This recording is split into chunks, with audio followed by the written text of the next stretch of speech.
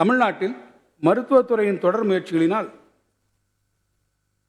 2030ஆம் ஆண்டுக்குள் அடைய வேண்டிய கர்ப்பிணி தாய்மார்கள் மற்றும் குழந்தைகள் நலம் தொடர்பான நிலைத்த வளர்ச்சி இலக்குகளை சஸ்டைனபிள் டெவலப்மெண்ட் கோல்ஸ் நமது மாநிலம் ஏற்கனவே எட்டியுள்ளது. இந்நிலையில் தமிழ்நாட்டில் தொற்றா நோய்களின் பரவல் அதிகரித்து வருவதை கருத்தில் கொண்டு தொற்றா நோய் உண்டாக்குவதற்கு முக்கிய காரணிகளாக விளங்கும் உயர் இரத்த அழுத்தம், சர்க்கரை நோய் போன்றவற்றை கட்டுப்படுத்துவது மிகவும் அவசியம்.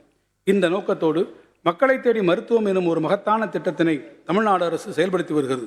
குடும்பத்தில் உள்ள அனைத்து உறுப்பினர்களும் வீட்டிலிருந்தே பயன்பெறும் வகையில் சேவைகளை வழங்கும் இத்திட்டத்திற்காக 243 கோடி ரூபாய் ஒதுக்கீடு செய்யப்படும். மருத்துவ காப்பீட்டினை பயன்படுத்தி நோயாளிகளுக்கு சிகிச்சை அளிப்பதில் அரசு மருத்துவமனைகளின் பங்களிப்பை 50% மேலாக உயர்த்தி நாட்டிலேயே முதன்மை மாநிலமாக தமிழ்நாடு திகழ்கிறது. இந்த மருத்துவமனைகளில் கட்டமைப்பை மேலும் மேம்படுத்தி உயர் சேவைகளை வழங்குவதற்காக காப்பீட்டு தொகுப்பு நிதியிலிருந்து 200 கோடி ரூபாய் செலவிடப்படும். விலை மதிப்பற்ற மனித உயிர்களை காத்து 2 லட்சம் நபர்களுக்கு மேல் பயன்பெற்றுள்ள நாட்டிலேயே முன்னோடியான இன்னுயிர் காப்போம் நம்மை காக்கும் 48 திட்டத்தை மேலும் மேம்படுத்திட இந்த அரசு முனைந்துள்ளது. சிகிச்சை செலவுகளை கருத்தில் கொண்டு இத்திட்டத்தின் கீழ் விபத்து நடந்த முதல் 48 மணி நேரத்தில் வழங்கப்படும் இலவச சிகிச்சைக்கான உச்சவரம்பு தொகை 1 லட்சம் ரூபாயிலிருந்து 2 லட்சம் ரூபாயாக உயர்த்தப்படும்.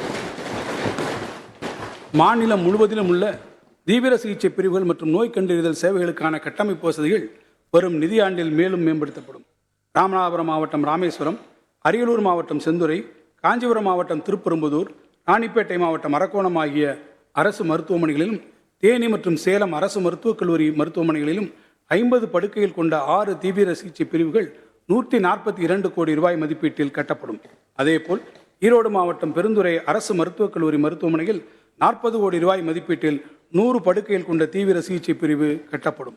மேலும் 87 கோடி ரூபாயில் 25 வட்டம் மற்றும் வட்டம் சாரா மருத்துவமனைகளுக்கு கூடுதல் கட்டடங்கள் கட்டப்படும். சென்னையில் உள்ள தமிழ்நாடு அரசு பல் மருத்துவக் கல்லூரி மருத்துவமனையும் 64 கோடி ரூபாய் செலவில் மேம்படுத்தப்படும்.